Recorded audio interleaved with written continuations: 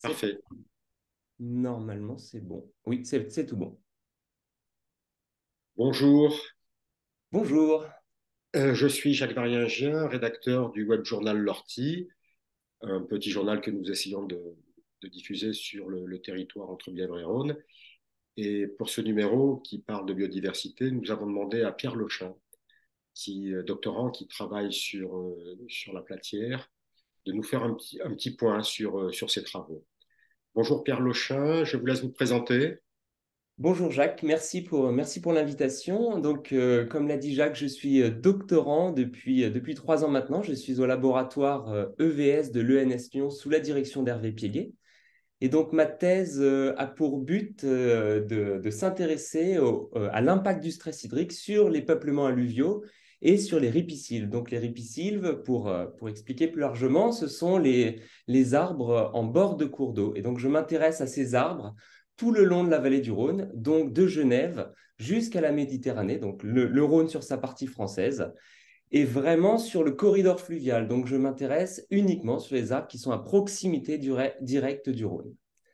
Voilà le sujet de ma thèse pour l'instant. D'accord, d'accord. Donc aujourd'hui, plus précisément sur la Platière, on reviendra sûrement un jour vous voir pour nous parler de tout ce corridor-là. C'est Oui, sûrement important pour nous de c'est comprendre. ça. J'ai commencé à travailler sur tout le corridor du Rhône et puis le deuxième chapitre de ma thèse s'intéresse à la Platière, qui est un site avec des enjeux très forts où nous avons des connaissances depuis de longues années et donc des jeux de données très intéressants. C'est ce que je vais vous montrer juste après.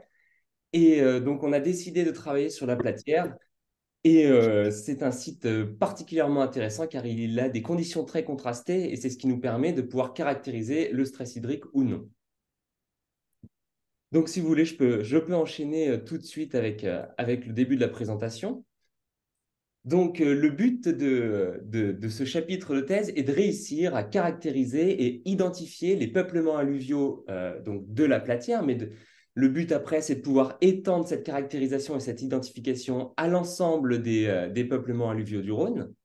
Et c'est de repérer les peuplements qui sont impactés par le stress hydrique, dans le but donc de pouvoir fournir aux gestionnaires par la suite les différentes cartographies des peuplements impactés par le stress hydrique et pouvoir adapter les politiques de restauration à ces différents peuplements. Éviter de recharger la nappe dans des endroits où elle est déjà assez haute et donc d'avoir des solutions locales les plus précises possibles. Et pour l'instant, c'est des choses qu'on arrive à faire, mais uniquement sur des arbres précis, à l'aide de mesures sur le terrain qui sont coûteuses en argent et en temps. Et donc là, le but, ça va être de réaliser tout ça par télédétection, qui est une méthode pour utiliser les satellites pour observer la Terre. Et donc, ces satellites sont gratuits et faciles d'accès. Et donc, on va pouvoir cartographier la végétation via ces satellites et donc éviter des heures et beaucoup d'argent investi sur le terrain pour caractériser ces arbres. Donc voilà le projet en général. Et donc, pourquoi Péage de Roussillon? Eh bien, Péage de Roussillon, comme je l'ai dit avant, c'est un site que dans notre laboratoire, on connaît bien depuis déjà une trentaine d'années. On a un très bon lien avec les gestionnaires, avec Bernard Pont, qui a pris sa retraite dernièrement, mais avec qui nous travaillons très assidûment. Et donc, ce territoire-là, il nous intéresse énormément car c'est un territoire qui a subi de très grandes mutations tout au long de son histoire. Donc, avant le 19e siècle, on a eu, par exemple, une très forte emprise agricole avec la majeure partie des forêts alluviales qui ont disparu. Et ces forêts alluviales ont repris un peu pied sur l'île de la Platière au cours du 19e avec la déprise agricole. Et sont apparus au cours du 19e les fameux aménagements Girardon, dont on peut retrouver encore les traces actuellement. On les voit sur cette image satellite avec un cours d'eau très linéaire, alors qu'avant, le Rhône était possédé de nombreux méandres. Et le but de ces aménagements Girardon était de recentrer le fleuve, de canaliser le fleuve en un seul chenal. Mais sauf que le problème de ces aménagements, c'est qu'en recentrant le fleuve et en le canalisant, ça a engendré une augmentation du débit sur un seul chenal et ça a entraîné une incision du Rhône. Donc le Rhône s'est peu à peu creusé.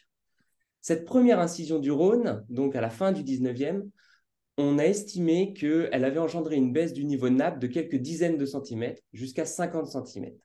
Donc ça, c'est un chiffre qu'il faut retenir parce que c'est la première baisse du niveau de nappe conséquente sur péage de Roussillon. Malheureusement, ça ne va pas être la dernière. Et on a, à partir du XXe siècle, les aménagements CNR. Donc, à péage de Roussillon, c'est en 1977, la mise en place des deux barrages, celui ici en amont et celui ici en aval, et la création de ce canal d'Aménée, ce canal de dérivation, afin de produire de l'hydroélectricité. Malheureusement, cet aménagement, il a restreint énormément le débit réservé au Vieux-Rhône. Donc, c'est l'ancienne partie du Rhône, c'est qu'on appellera pendant cet exposé le Vieux-Rhône. Et donc, toute cette partie du fleuve, elle recevait donc avant 1977 857 mètres cubes par seconde. Et après 1977, on est passé à seulement 20 mètres cubes par seconde. Donc, c'est une réduction vraiment drastique du débit dans le Vieux-Rhône et ça a eu un impact énorme sur la nappe alluviale. Et donc, cette baisse du débit, elle a eu un impact de l'ordre de 1,5 m à 1,75 m de baisse du niveau phréatique. Et donc, ça, c'est à compléter avec les 50 cm déjà liés à l'incision.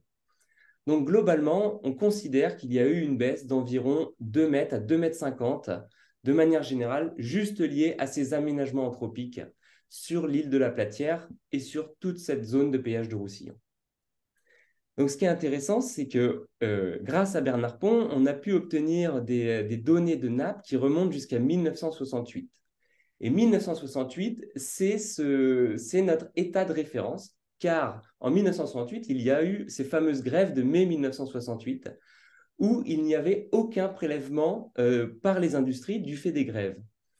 Et donc, le fait que ces prélèvements soient arrêtés et qu'il n'y ait pas encore eu la construction du barrage en 1977, eh ben, on a cet état de référence de nappe et on était à une altitude de nappe autour de 133 mètres.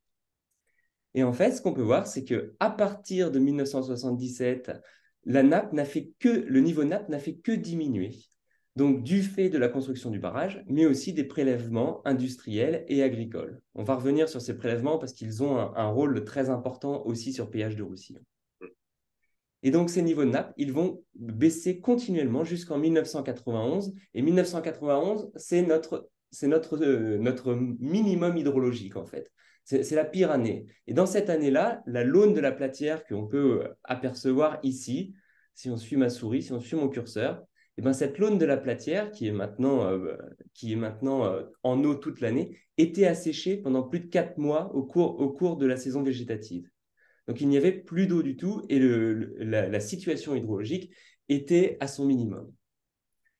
Donc, cette situation en 1991, elle a un peu alerté quand même et les autorités ont commencé à mettre en place des mesures pour rétablir la situation hydrologique et c'est passé par plusieurs mesures comme la création de ce canal juste ici qui vient chercher de l'eau dans le canal d'Aménée et vient réalimenter la l'aune de la Platière pour lui permettre de rester en eau toute l'année. Donc ça, c'était une première mesure et on peut voir que ces mesures, elles ont eu un effet graduel sur les niveaux de nappe.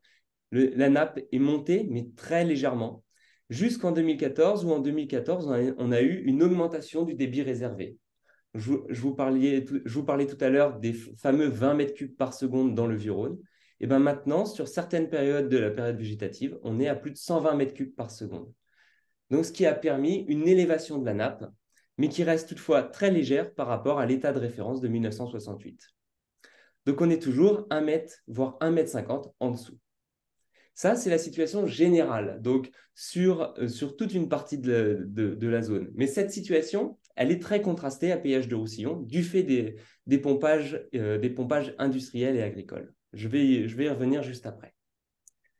Mais bon, malgré toutes ces mauvaises nouvelles sur la forte anthropisation et l'impact énorme sur la nappe alluviale à péage de Roussillon, il faut aussi se rendre compte que c'est une grande richesse d'avoir cette réserve naturelle classée réserve naturelle nationale depuis 1986, car elle possède des peuplements alluviaux qui sont non touchés depuis plus de 60 ans et qui sont extrêmement rares tout au long de la vallée du Rhône du fait de la très forte pression foncière et de la très forte urbanisation et de la modification anthropique du fleuve.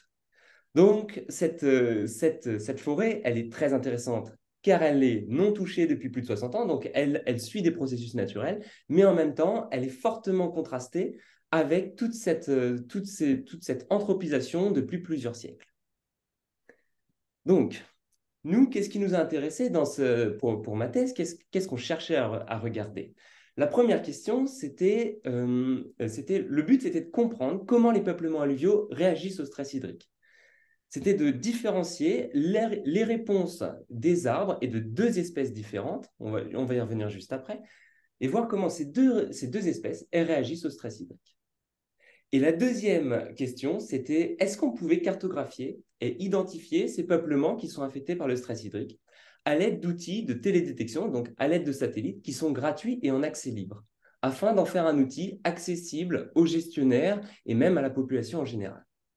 Donc ça, ce sont nos deux grands axes. D'abord, caractériser comment les arbres réagissent au stress hydrique.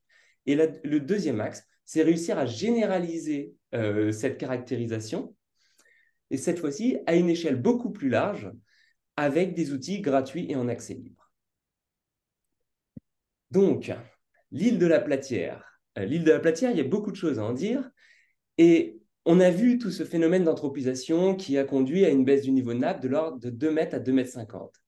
Mais il y a un autre phénomène très important à péage du Roussillon, ce sont les pompages industriels. Et donc, ces pompages industriels, ils ont lieu dans la partie est de la réserve de la Platière. La réserve de la Platière est en vert ici, ce sont toutes les zones forestières. Et en rouge, on a tous les puits de pompage industriels. J'omets les pompages agricoles qui sont un peu plus généralisés sur l'ensemble de la Platière, mais qui représentent une infime partie des pompages, en fin de compte. Les pompages industriels, il faut savoir qu'en 2007, je reprends les chiffres, c'est 170 000 mètres cubes pompés par jour. 170 000 mètres cubes d'eau, ça représente 2 mètres cubes par seconde. Il faut savoir qu'un Français moyen, c'est 55 mètres cubes d'eau consommés par an. Donc les pompages industriels sur l'île de la Platière sont énormissimes. Et donc, la conséquence de ces pompages, c'est le schéma qu'on voit ici, en fait. Donc là, on a dessiné un puits, par exemple, un des puits. Et en fait, la nappe, il va se passer un phénomène qui s'appelle un cône de dépression. À l'endroit où il y a les pompages, la nappe va s'effondrer localement. Et ça peut aller, à péage de Roussillon, jusqu'à 1,50 m d'effondrement en plus. Donc, en plus des 2 mètres à 2,50 m qu'on avait déjà. Donc, une nappe 3 mètres, voire 3,50 m en dessous le niveau actuel. Et ça va engendrer une déconnexion complète des racines de certains arbres sur ce cône de dépression. Et donc, nous, c'est ce que nous avons fait. Nous avons modélisé la nappe à l'aide de différents puits piézométriques. Donc, ce sont les puits où on mesure la profondeur de la nappe. Et on remarque donc que dans cette zone-là, qui correspond bien à cette zone ici, eh ben, nous sommes globalement sur un bleu plus clair, donc c'est-à-dire une nappe globalement tout le temps plus basse que sur les autres parties de la réserve. Donc, c'est-à-dire que dans cette zone-là, dans cette zone précise, nous avons une nappe qui est extrêmement basse par rapport aux autres endroits de la nappe. Et ça, c'est uniquement la cause des pompages industriels.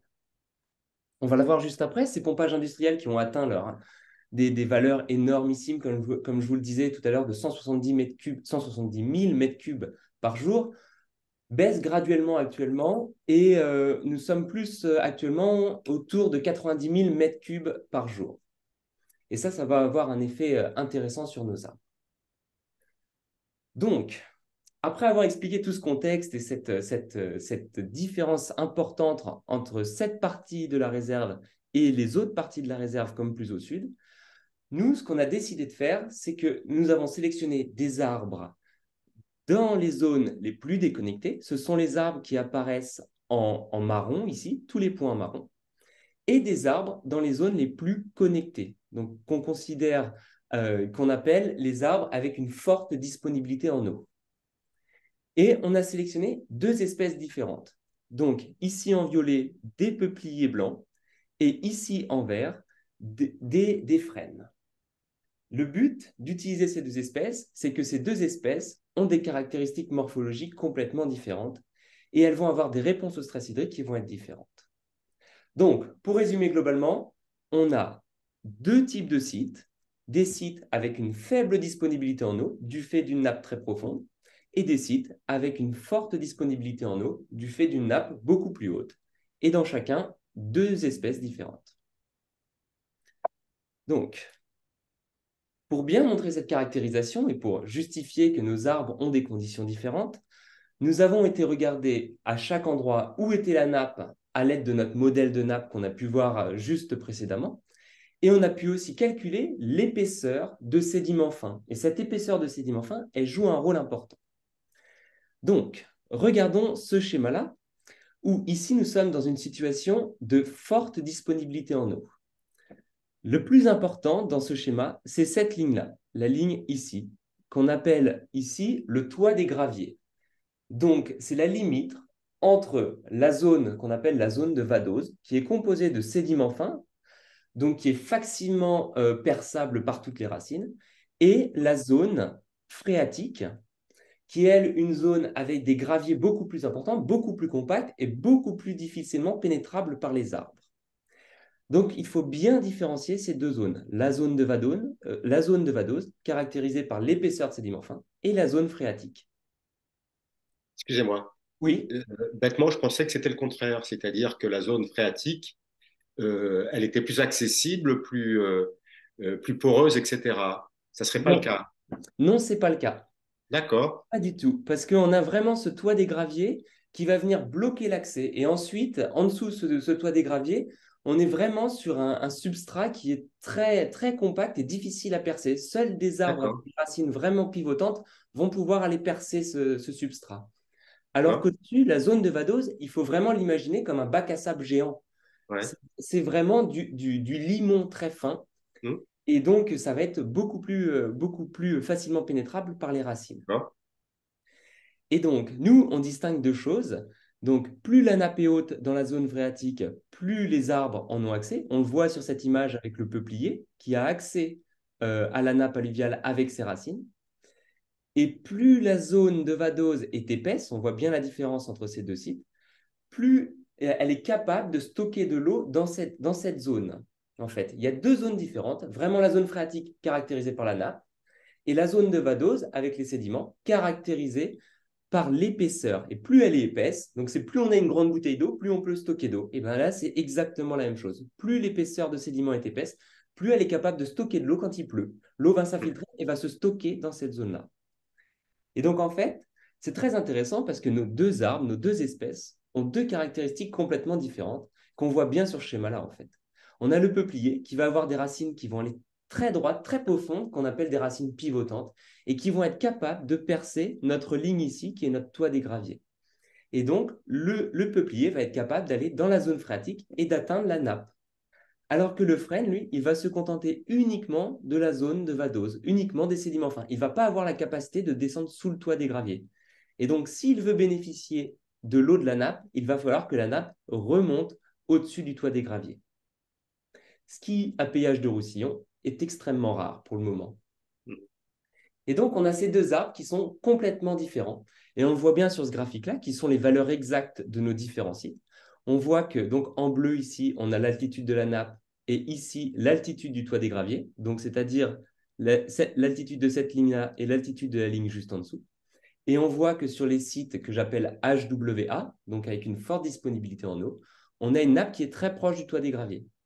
Alors que la différence sur les sites avec une faible disponibilité en eau, on a une nappe qui est extrêmement basse et donc qui n'aura quasiment jamais la possibilité d'aller au-dessus du toit des graviers Hmm, et qui va être difficilement accessible pour le peuplier. Donc, il faut bien comprendre qu'on a ces deux différences très importantes et que les sites sont espacés que de quelques centaines de mètres. Donc, en quelques centaines de mètres, on a des différences énormes en termes de disponibilité en eau pour les arbres.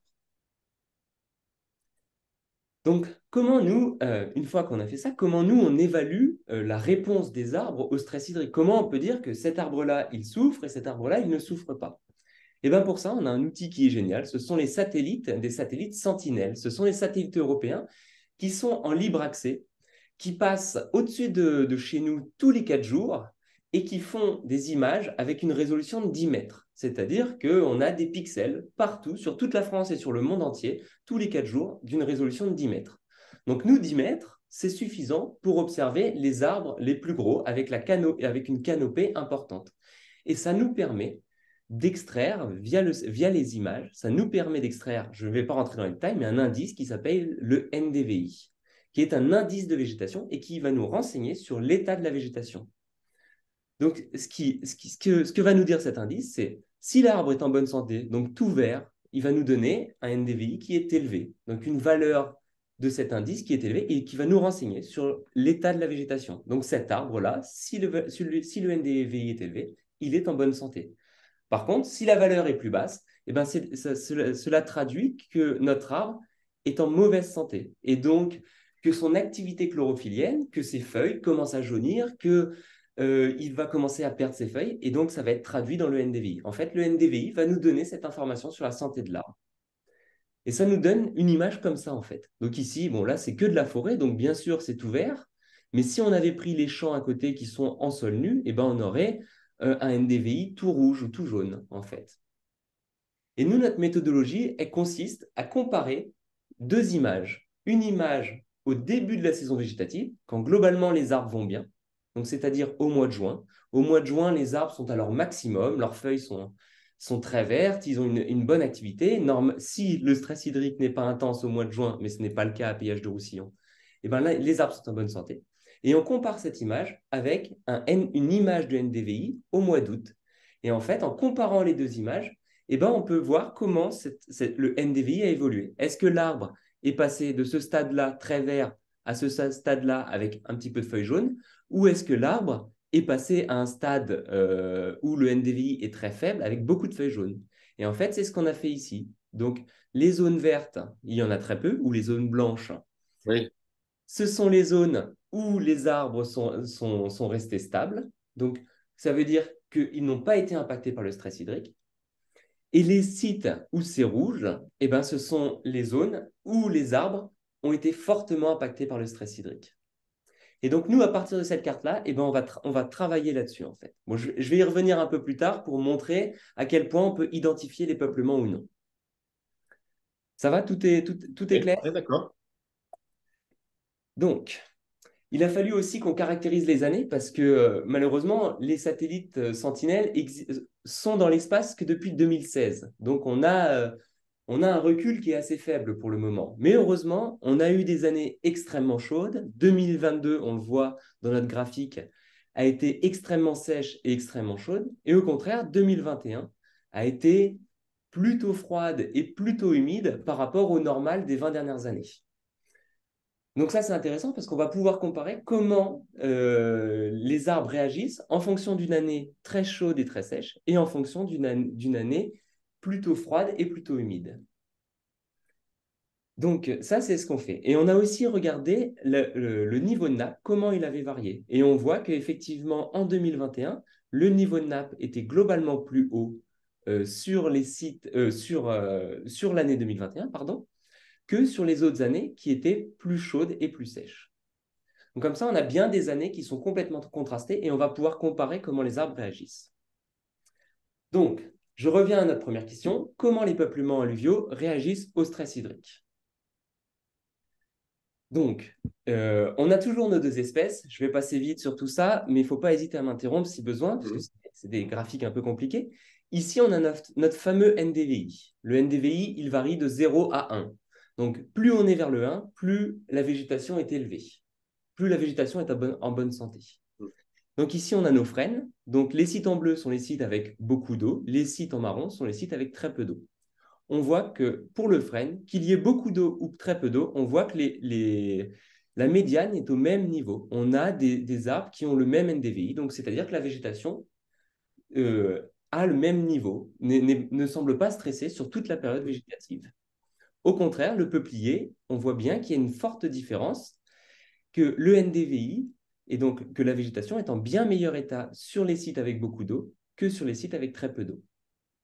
Et donc ça, c'est la différence qu'on observe avec la connexion à la nappe, en fait. Quand le peuplier ici n'est pas connecté à la nappe, eh ben, il souffre tout au long de la saison, en fait. Et le frêne, ce n'est pas le cas. Le frêne, lui, il va réussir à se stabiliser, en Mhm. fait. Il va plus profiter des précipitations.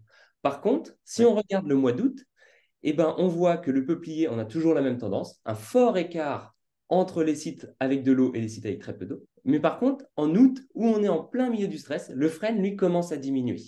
Et donc, c'est-à-dire que sur les sites très secs, eh ben, le frêne, il va commencer à subir le fait qu'il y ait très peu d'eau. Parce que c'est ce qu'on a vu tout à l'heure, il y a moins d'épaisseur de sédiments fins, donc moins de réserves. Donc, c'est-à-dire qu'il va pouvoir moins longtemps résister au stress hydrique par rapport aux sites qui ont une plus forte épaisseur de sédiments fins. Voilà pour ça. Donc ça, c'est la base de notre réflexion.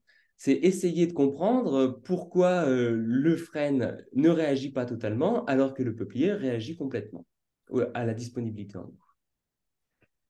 Donc voilà deux courbes. Ça, c'est voilà quatre courbes, pardon. Ça, c'est comment la végétation évolue tout au long de l'année. Donc on a le cycle classique de la végétation.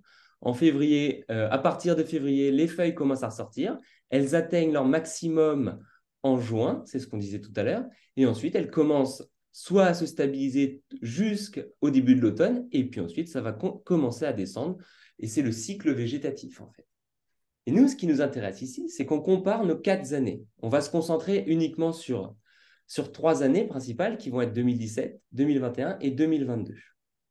Donc, je rappelle 2021 qui était une année froide et humide et 2022 qui était chaude et sèche. Et en fait, la différence est très intéressante parce que, donc je vais essayer d'être clair, on a des courbes en pointillés et des courbes solides, pleines.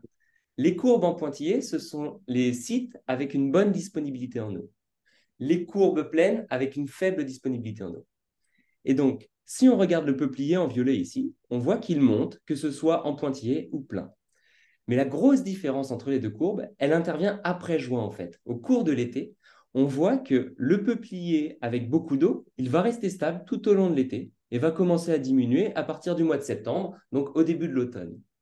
Par contre, le peuplier avec très peu d'eau, lui, va atteindre son maximum en juin et va commencer à diminuer tout de suite après. C'est-à-dire qu'il va commencer sa phase de sénescence, donc le jaunissement de ses feuilles, la perte de ses feuilles ou la mortalité même de plusieurs branches dès le mois de juin. En fait, il n'a pas assez d'eau pour résister tout au long de l'été et donc il va commencer à diminuer tout de suite. Et c'est la grosse différence entre les sites avec de l'eau et les sites sans eau. Et donc cette différence, c'est ce qui va nous permettre de quantifier le stress hydrique en fait euh, entre des arbres. Et on le voit aussi ici, si on regarde les courbes vertes, c'est globalement la même chose. La courbe verte en pointillé pour le frêne reste stable et celle solide commence à descendre après le pic. Donc là, on a la même tendance pour le peuplier, pour le frêne. Par contre, une année 2021, donc avec beaucoup d'eau et plutôt froide, donc très peu de stress hydrique, et ben on remarque en fait les courbes ont la même tendance. Il n'y a pas d'évolution différenciée, il n'y a pas de chute sur la courbe solide après le mois de juin. Et donc ça, c'est intéressant parce que ça montre bien que le stress hydrique n'a pas lieu tous les ans à Péage de Roussillon. Nous ne sommes pas dans des conditions de stress comme dans le sud de la France, du côté d'Avignon, du côté d'Arles, sur des forêts ripariennes qui ont les mêmes espèces. Mais à Péage de Roussillon, le stress n'a pas lieu tous les ans, et heureusement d'ailleurs. Et dernière figure intéressante, 2017. 2017, elle se caractérise par un été chaud, mais heureusement un été pluvieux. Et donc, quand on regarde les courbes violettes du peuplier, le peuplier, il a la même tendance. Stagnation où il y a de l'eau et baisse tout de suite après juin. Donc, le peuplier a la même tendance qu'en 2022. Par contre, le frêne, les deux courbes restent identiques. Et en fait, cette figure-là, elle montre bien que quand il pleut, eh ben, ça va recharger la zone de vadose, la zone de sédiment fin.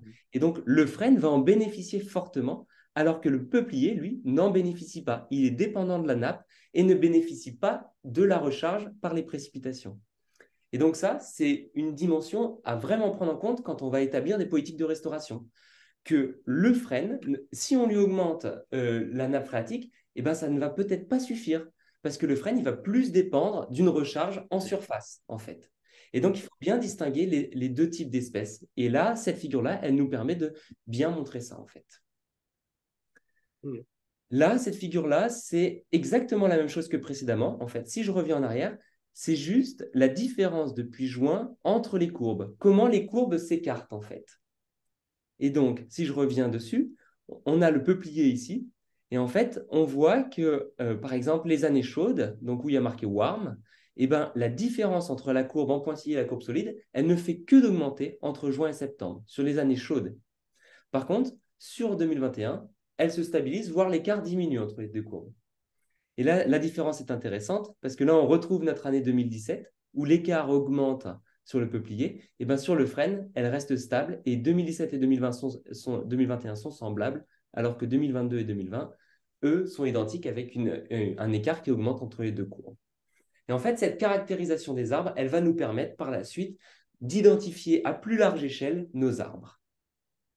Et donc, c'est ce qu'on va faire sur cette question numéro 2. Est-ce qu'on peut identifier les peuplements stressés par télédétection? Et ça intéresse très fortement les gestionnaires. Parce qu'avoir une carte des arbres stressés, eh ben, c'est un outil très important pour les gestionnaires pour pouvoir établir leur politique. Donc, une carte un peu complexe, mais cette carte-là, en fait, ici, ce sont toutes les zones, donc à l'intérieur des petits polygones en gris, ce sont toutes les zones de forêt de péage de Roussillon. Et ici, dès qu'on a un pixel qui est coloré, donc du blanc au rouge, ce sont les zones où le NDVI, donc notre indice de végétation, a diminué, c'est-à-dire les zones où la végétation sur notre courbe a commencé à diminuer et n'est pas restée stable tout au long de l'été. Et donc, on peut voir des tendances différentes. On va catégoriser ça en 2 années, 2020-2022 et 2017-2021. Et en fait, quand on regarde 2020-2022, on voit qu'on a des pixels qui tendent beaucoup plus vers les rouges, donc c'est-à-dire des baisses beaucoup plus importantes, c'est-à-dire des arbres qui ont beaucoup plus souffert. Il faut imaginer qu'à la fin août, n'avaient peut-être plus aucune feuille ou n'avaient que des feuilles jaunes et étaient déjà au maximum de leur sénescence. Au contraire, en 2021 et en 2017, on a quelque chose de plus généralisé, mais une baisse quasiment infime. On le voit bien sur ces répartitions, ici donc 2020, ici, 2021 et ici 2017. Tous les pixels ont la même valeur en fait. On le voit bien, la densité est beaucoup plus élevée, mais c'est très restreint. Et donc en fin de compte, ici on a une baisse extrêmement légère du NDVI, qui est une baisse naturelle en fin de compte. Il n'y a pas de stress hydrique sur 2021. Sur 2017, c'est un peu plus compliqué. On a un peu de stress hydrique sur les peupliers, mais pas sur les frênes. Et en fait, il faut bien distinguer ces deux types d'années. Les années très sèches et très chaudes avec beaucoup de stress hydrique, où on a un stress hydrique très fort sur des parties extrêmement localisées, et des années sans stress hydrique, où on a une baisse juste naturelle du NDVI qui est très légère. Et donc, nous, ce qui va nous intéresser, c'est de réussir à bien cartographier toutes ces zones-là. Et ça va se faire à partir de ces cartes-là, en fait. Mais le but, ça va être de comprendre comment les espèces, elles réagissent en fait. Quelle espèce on a ici et pourquoi cette zone-là baisse et pas la zone juste à côté, par exemple. Ça va être d'essayer de comprendre ça. Donc, j'abrège un petit peu pour finaliser, mais ce qui a été très intéressant dans notre étude, c'est qu'on a pu comparer 2020 et 2022. 2020, ça a été une année sèche et chaude, mais 2022, ça a été une année encore plus sèche et encore plus chaude. Quasiment une des sécheresses les plus importantes à l'échelle de péage de Roussillon que les gestionnaires ont connues et que les données météo montrent que c'est une des plus importantes.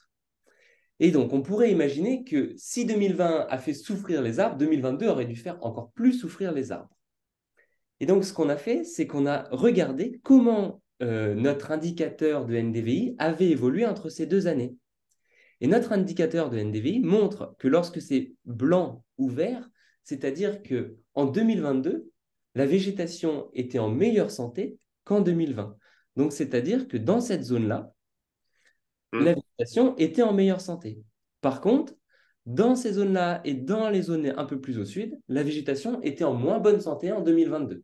Ce qui semble logique parce qu'on était sur un climat très stressant. Alors, comment on peut expliquer que ici la végétation soit en meilleur état? Eh bien, en fait, la raison est simple. C'est notre hypothèse, bien sûr.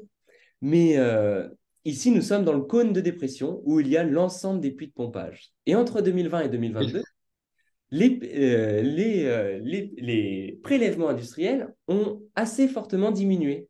Et on peut le voir là, c'est la carte de différence. Et donc, on peut le voir quand on est vers le vert, c'est que le vert foncé, c'est qu'on est sur des augmentations de l'ordre de 50 cm de la nappe. Sur ces zones-là, donc les zones, ici, c'est l'île des Graviers, on est sur une augmentation de 5 à 10 cm, en fait, qui n'a pas l'air d'avoir d'effet.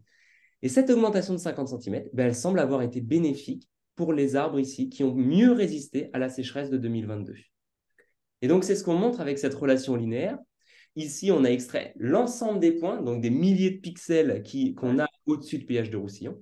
Et en fait, on voit, donc, plus on va vers la droite de cet axe-là, plus la nappe a augmenté entre 2020 et 2022. Ouais. Plus on va vers le zéro, et ben plus la végétation était en bonne santé. Et en fait, on voit que on monte, plus la nappe monte, et ben plus on monte vers une forêt en meilleure santé. Donc plus la nappe augmente, meilleure est la résistance des arbres au stress hydrique. Donc ça, c'est intéressant parce qu'on est ici sur une zone complètement déconnectée à la base et on montre que seulement 50 centimètres ont permis de reconnecter certains peuplements. Pas tous les peuplements, mais ça a permis de reconnecter certains. Et ça, c'est extrêmement intéressant. On sait pourquoi les industriels ont moins prélevé. Ça, c'est un peu des données qui sont difficiles à obtenir. On a eu du mal à obtenir et nous, on ne sait pas trop, mais on pense que c'est lié à des fermetures d'usines et de la baisse d'activité en général. Et D'accord, aussi certaines usines qui auraient amélioré leur process et utiliseraient moins d'eau, en fait. d'accord. Mais on reste tout de même à 90 000 mètres cubes par jour de pompage. Donc, on a toujours un cône de dépression important, mais on est quand même sur une hausse en 2 ans de 50 centimètres du niveau de la nappe, ce qui n'est pas négligeable. Mais sauf que le problème, on y reviendra après dans les enjeux futurs, c'est que cette hausse, on le voit bien sur cette figure-là, elle est extrêmement localisée en fait. Et elle n'a pas d'effet sur l'île des Graviers ou sur le sud de la Laune de la Platière. Et du coup, ce n'est pas l'unique solution. Et c'est ce qu'ont montré d'autres études qui ont fait une étude faite par le cabinet Hydrofis et BRLI. Ils ont montré que réduire tous les pompages ou arrêter tous les pompages ne suffirait pas à reconnecter tous les peuplements, en fait. Donc, il n'y a pas qu'une seule solution. Il y a plusieurs solutions. Mais on y reviendra dans les enjeux à la fin.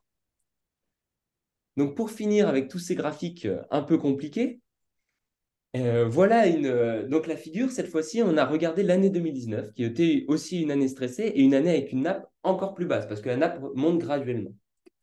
Et donc, on retrouve nos deux types d'arbres, le frêne et le peuplier, et on retrouve nos sites avec beaucoup d'eau et nos sites avec très peu d'eau. Donc, regardons d'abord le peuplier. Ici, on a notre végétation, le NDVI, et ici, on a la profondeur de nappe. Et donc, si on regarde en 2019, on voit bien que le NDVI, la végétation, est en meilleure santé que sur le site en eau, en bleu, que sur le site sec. Idem pour la nappe. La nappe est plus haute, moins profonde sur le site bleu. Donc, 2019, année chaude et sèche. 2022, année extrêmement chaude et extrêmement sèche. Donc, on pourrait considérer que le NDVI entre les deux ne devrait pas augmenter. On ne devrait pas voir cette légère augmentation du NDVI. Donc ça, on s'est posé la question, pourquoi le NDVI augmente sur le site bleu, mais n'augmente pas sur le site marron? Et en fait, la réponse, eh bien, elle vient aussi de cette augmentation de la nappe. On voit bien que ici, la nappe a bien augmenté. On voit un peu de l'ordre de 50 à 75 cm. Cette augmentation, elle a fonctionné sur les sites déjà connectés, déjà avec une bonne disponibilité en eau. Par contre, l'augmentation, elle a eu lieu aussi sur les sites marrons, mais elle ne se reflète pas sur la végétation. En fait, la nappe est toujours trop profonde pour les arbres. Ils n'arrivent toujours pas à l'atteindre. Elle a augmenté de 45 cm, 40 cm, mais ça ne se reflète pas sur la végétation. Alors qu'on voit bien l'effet de cette augmentation de la nappe ici sur le site bleu, malgré les conditions plus sèches. Si on regarde cette fois-ci le frêne, on a la même tendance. On a l'augmentation du NDVI sur les sites bleus, mais une stabilisation sur les sites marrons. Et en fait, ici, ce qu'on disait, c'est que la nappe, elle n'arrive pas le frêne ne descend pas sous le toit des graviers. Il peut bénéficier uniquement de la recharge par la précipitation. Sauf si la nappe, elle monte au-dessus de ce toit des graviers et arrive à recharger l'épaisseur de sédiments fins. Et en fait, c'est le cas ici, sur les sites bleus. La ligne en bleu, c'est notre profondeur du toit des graviers. Et on voit que en 2019, la nappe était plus basse que le toit des graviers. Et en 2022, grâce à l'augmentation, elle a pu passer au-dessus du toit des graviers. Et donc, a été bénéfique pour le frêne qui a moins souffert en 2019 qu'en 2022. Par contre, le toit des graviers pour le frêne sur les parties déconnectées, il est tout là-haut, à 2 mètres de profondeur. Et la nappe, malgré la légère augmentation, est toujours à 5 mètres de profondeur. Donc, il y a encore 3 mètres à récupérer pour que la nappe vienne supporter les frênes sur les sites déconnectés. Et donc, en fait, on montre bien que sur péage de Roussillon, on a des sites où il n'y a pas beaucoup d'efforts à faire. Une augmentation de 50 cm de la nappe suffit pour reconnecter des peuplements. Mais par contre, sur d'autres sites, eh ben, il y a des gains de l'ordre d'encore 3 mètres à récupérer pour reconnecter des peuplements. Donc, c'est bien là toute la difficulté de pouvoir mettre en place des politiques de restauration adaptées, en fait. Parce qu'on a un tel contraste sur ces quelques kilomètres carrés de péage de Roussillon qu'il va être difficile d'adapter une politique de restauration à l'échelle de péage de Roussillon et qu'elle soit parfaitement adaptée. Donc, voilà pour les résultats principaux qu'on a. Et donc, le constat qu'on fait de ces résultats, mais c'est ce que j'ai expliqué un peu tout du long, c'est que premièrement, il y a une nécessité de différencier les politiques de restauration en fonction des caractéristiques physiologiques des espèces. On l'a bien vu. On ne permet pas aux frênes et aux peupliers de résister de la même manière au stress hydrique en fonction de leurs différences. Le frêne va bénéficier de la recharge plutôt par les précipitations et donc d'une recharge en surface, alors que le peuplier va bénéficier principalement d'une augmentation de la nappe. On voit aussi que la légère baisse des pompages, elle peut grandement améliorer les niveaux de nappe, mais que ce phénomène, il est très localisé et qui ne pourra pas suffire pour améliorer les niveaux de nappe sur l'ensemble de la réserve. Et finalement, j'y suis passé un peu rapidement, mais notre outil, notre cartographie des peuplements, en fait, ça va devenir, on l'espère, un outil en libre accès où il n'y aura que quelques clics à faire pour les gestionnaires et qui pourront obtenir en moins de quelques minutes une cartographie de l'état de santé de leur peuplement après un été très sec, par exemple, comme celui qu'on est en train de vivre actuellement. Et donc, ça permettra aux gestionnaires une identification rapide des peuplements et surtout, ça permettra sur du long terme de comparer peut-être 2023 et peut-être 2027. Admettons que 2027 soit extrêmement sec et tout, extrêmement sec, voire pire que cette année. Mais peut-être que d'ici là, on aura mis en place des mesures pour rehausser les niveaux de nappe. Et on pourra comparer comment 2027 et 2023 vont évoluer et comment les arbres vont-ils mieux résister à la sécheresse ou pas grâce à ces politiques de restauration. Donc, c'est le but de notre outil, en fait. Comment, ça m'intrigue ça, comment remonter un niveau de nappe, euh, comment remonter un niveau de nappe quand on a des perspectives d'une baisse de débit du Rhône? Alors, je passe à ma dernière diapo, D'accord. qui est la discussion. Donc, on va venir à la question, mais donc première question, quels enjeux dans le futur? Donc, l'enjeu, c'est de réussir à préserver cette forêt alluviale qui est, comme on l'a vu au tout départ, d'une richesse extrême dans cette vallée du Rhône, très anthropisée et où il reste très peu de forêt alluviale en bon état. Et donc, on a par exemple des disparitions d'espèces natives comme le peuplier noir qui, à péage de Roussillon, est en train de disparaître au profit du peuplier blanc, par exemple. Mhm. Et l'enjeu, c'est, comme vous l'avez dit, la baisse des débits du Rhône. Quels vont être les choix de la CNR? On a eu la chance en 2014 d'avoir une augmentation des débits réservés en passant de 20 mètres cubes à 120 mètres cubes par seconde, ce qui est quand même une augmentation conséquente.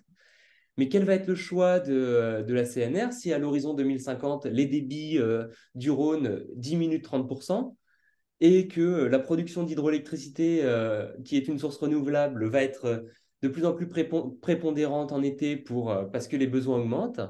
Quel va être le choix de la CNR? Va-t-elle continuer à augmenter les débits réservés ou alors va-t-elle choisir de réduire les débits réservés pour favoriser la production d'hydroélectricité? Donc ça, c'est des questions qui ne sont pas de mon ressort, mais qui sont des questions quand même intéressantes à poser. On a aussi la problématique d'utilisation de l'eau par les centrales nucléaires juste au-dessus. Donc, Ouais. il y a beaucoup d'enjeux dans les années à venir et on a quelques réponses, quelques pistes possibles. Donc, la première piste, ce sont mes pistes à moi, hein, bien sûr, hein, donc c'est mon avis personnel, mais une première réponse pourrait être de diminuer ou de réglementer les pompages industriels et agricoles. Est-ce que pourrait-on réduire les pompages industriels sur la période la plus critique, juillet-août? Est-ce que cela pourrait correspondre avec une baisse de l'activité industrielle pendant les vacances en juillet-août et donc réduire les pompages? Ça, c'est une première question. Réglementer un peu les pompages agricoles, est-ce qu'on pourrait limiter la production de plantes qui ont une forte consommation d'eau en été sur la zone de la réserve et plus largement dans la plaine alluviale pour réduire les besoins? Il y a un projet, je ne sais pas si j'ai le droit d'en parler beaucoup plus, mais il y a un projet de réalimenter la Platière, la petite Laune de la Platière dont on a parlé au Ouais. début, depuis le canal à l'horizon 2027-2030 et qui, d'après les simulations, montre des résultats très intéressants pour réussir à reconnecter les peuplements. Donc c'est une solution aussi, mais une solution extrêmement coûteuse de l'ordre de plusieurs millions d'euros et qui prendra forcément du temps. Il y a d'autres possibilités qui sont de relever la ligne d'eau. Donc pour ça, on a la recharge sédimentaire. Donc c'est réinjecter des sédiments plutôt grossiers dans le lit du Rhône. Donc c'est pareil, c'est très coûteux et ça nécessite d'accéder aux berges du Rhône avec des camions pour pouvoir recharger. Et Ouais. ce n'est pas une solution, euh, d'après les différentes études, ce n'est pas une solution qui aura des effets très importants, mais ça Ouais. permet de combler en fait ce phénomène d'incision qu'on a eu lors des casiers Girardon, de la création des casiers Girardon au cours du 19e siècle. Mais donc on pourrait viser une augmentation du niveau de nappe de l'ordre de 20 à 50 cm. Ou alors, c'est la hausse du débit réservé. Passer au-dessus de 120 mètres cubes, surtout en période estivale ou en période de stress hydrique. Est-ce qu'on pourrait penser à, par exemple, lors de périodes de très forte sécheresse, augmenter le débit réservé? On sait que le débit du Rhône sera toujours très conséquent, même dans les futures années avec le changement climatique. Ça reste le Rhône avec son débit de 1700 mètres cubes par seconde. On sait qu'il y aura toujours de l'eau dans le Rhône. Donc, est-ce que la CNR sera d'accord pour augmenter, de passer au-dessus de 120 mètres cubes et donc permettre à la nappe de remonter? C'est la solution la plus simple. Et après, c'est en lien avec réalimenter la platière, mais la remise en eau des paléochenaux. Donc, les paléochenaux, ce sont les anciens chenaux qui existaient. Je ne suis pas du tout spécialiste de ce domaine-là. Il y a des collègues qui en parleraient beaucoup mieux. Mais c'est réalimenter les anciens méandres du Rhône et Mhm. ça permettrait d'augmenter le niveau de la nappe aussi. Et ça, c'est vraiment en lien avec la réalimentation de la platière depuis le canal d'Aménée. Ouais. Donc voilà un peu toutes les solutions possibles, mais aucune n'est magique, toutes ont un coût et il y aura bien sûr des effets négatifs. Mais si on veut préserver cette forêt alluviale d'une grande richesse, je Ouais. pense qu'il est nécessaire de le faire. Et il faut qu'il continue à y avoir un certain débit dans le Rhône, hein, Exactement, mais alors que les prévisions sont un petit peu pessimistes. les prévisions sont pessimistes, mais des collègues ont sorti un rapport il y a quelques mois et ils tablent sur une baisse des débits du Rhône de l'ordre de 30% d'ici 2050. Je ne suis pas sûr des chiffres, mais il faudrait vérifier. Mais on part quand même du fleuve avec le plus fort débit en France, avec 1700 mètres cubes à l'embouchure. C'est une quantité d'eau importante. Il y aura toujours de l'eau dans le Rhône. Mais après, les usages vont aussi augmenter. On va avoir de plus en plus besoin Ouais. d'eau pour l'agriculture, pour refroidir les centrales nucléaires, pour produire de l'hydroélectricité. Donc, il y a des choix qui vont devoir être faits et Ouais. Des arbitrages, hein. des arbitrages, exactement. Est-ce que vous connaissez le projet Inspira? Non, je ne le connais pas. Ah, d'accord. C'était pour savoir si, parce qu'il est question hein, de cette zone Inspira avec des entreprises qui sont sur Salaise, un petit peu Oui. sur Sablon, et qui évidemment vont avoir aussi des prélèvements d'eau importants. Donc, vous ne savez pas si c'est sur cette nappe-là. Non, je ne suis pas au courant de ça. Parce que là on ne voit pas la nappe, hein. On voit la nappe qui concerne simplement la platière, mais sa géographie, sa topographie, on ne la voit pas, hein. Vous ne l'avez pas. Non, non, non. Moi c'est vraiment centralisé sur la zone de la réserve.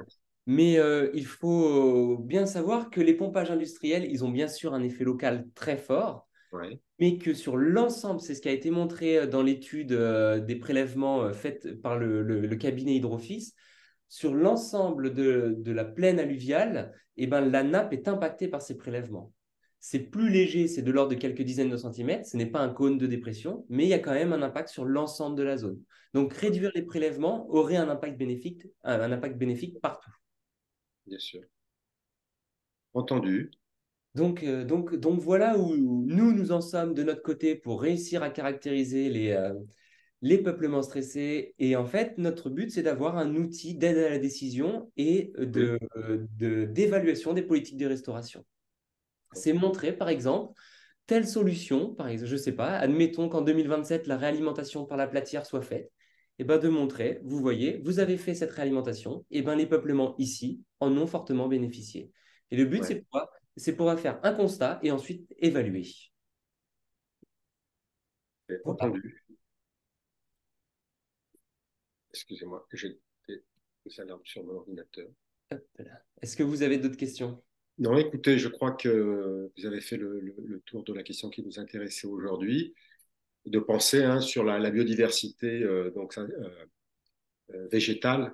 Oui, uniquement végétal de mon côté, hein. Voilà. J'ai laissé de côté tout ce qui est Oui, toute l'autre biodiversité, mais moi je suis vraiment tourné vers le végétal. Par le satellite, bien sûr. c'est uniquement ça qu'on peut observer, mais j'ai d'autres collègues qui bien sûr s'intéressent aux autres Bon, effets sur la biodiversité, mais voilà. On ira les voir également c'est ça, pour qu'ils nous exactement. expliquent un petit peu cette variation et les prévisions. Tout à fait, ouais. Parfait. Je vous remercie, Pierre. Merci beaucoup, merci à vous. Au revoir. Au revoir. Hop là.